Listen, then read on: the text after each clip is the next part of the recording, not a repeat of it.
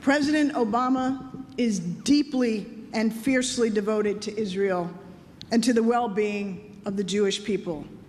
I know it because I see it every day. I watched him as he slipped a folded prayer into the cracks of the Western Wall. I stood with him as we ran our hands over the charred remnants of rockets in Sderot. President Obama has met with Prime Minister Netanyahu 16 times, more than almost any other leader. Last December, President Obama hosted President Rivlin as he lit Hanukkah candles at the White House, the first time an Israeli president has done so at the White House. Just a few months ago, Vice President Biden visited Israel again for a series of high-level meetings, which Prime Minister Netanyahu rightly called proof that our relationship is, quote, strong in all areas.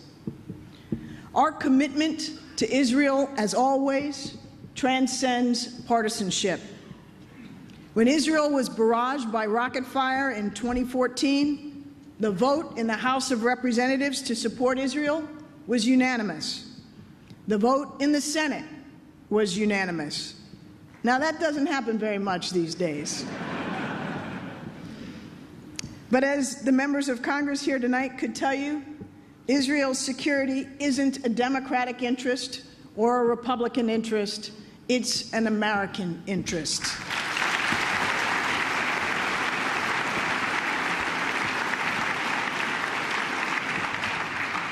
So when President Obama calls America's commitment to Israel's security unshakable, that's not talk.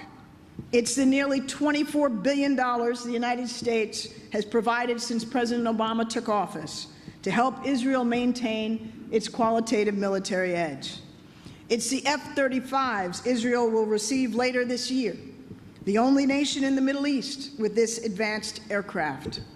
It's the billions we're investing jointly in developing and procuring Iron Dome and other missile defense technologies. When Hamas was raining down 100 rockets a day on Israel, those systems saved untold lives. So we're doing even more. A few weeks ago, Israel successfully tested Iron Dome aboard ships. As we speak, Israel and our Department of Defense are developing anti-tunneling technology, the so-called underground Iron Dome.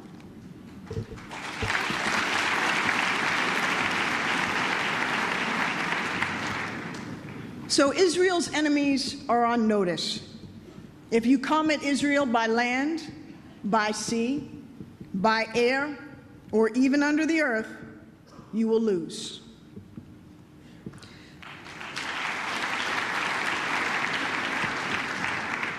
The security cooperation between the United States and Israel doesn't stop there. Just ask Israel's past two defense ministers, who have each praised the closeness of our military ties. Our special forces train together. Our air forces and navies drill together. This month, American National Guard troops are traveling to Israel for a joint disaster response exercise. And as the person who briefs the President every day on the threats we face around the world, including in the Middle East, I can attest that our intelligence cooperation is at an all-time high.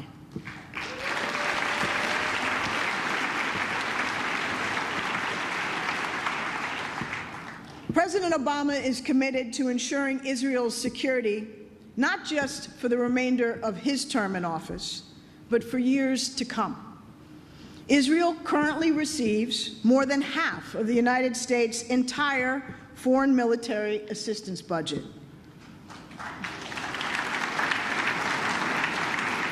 And we're discussing a new agreement with Israel that would guide our military assistance until the year 2029.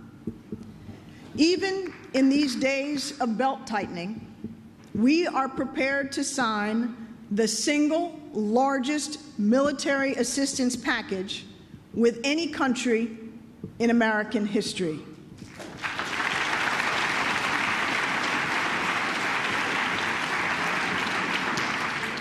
It would constitute a significant increase in support and provide Israel the funding to update much of its fighter aircraft fleet, substantially enhance the mobility of its ground forces, and continue to strengthen its missile defense capabilities. That's what we mean when we say Israel is not alone.